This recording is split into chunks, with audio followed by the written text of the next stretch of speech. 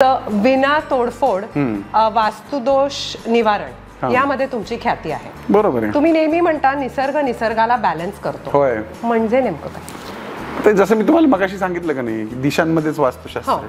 आता आग्नेयाला अग्नी आहे, पण तुमचं बेडरूम आहे किंवा बाथरूम आहे, याचा अर्थ तिथं अग्नी पाहिजे.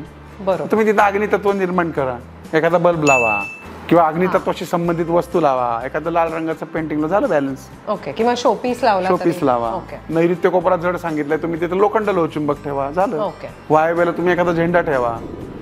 निसर्ग निसर्गाला बॅलन्स करतो.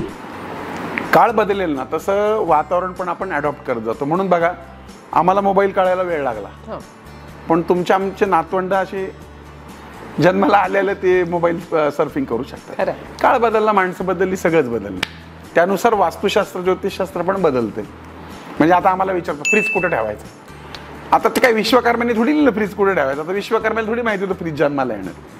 त्यानं फक्त सांगितलं की थंड वस्तू कुठं असाय. आता फ्रीज मध्ये थंड पण आहे, मागची बाजू गरम पण आहे. मग तिथं आमच्यासारख्या आधुनिक विश्वकर्म्याने त्याचे शोध लावले की नाही, हे इथं ठेवलं पाहिजे, कारण याचं तत्व इथं काम करेल.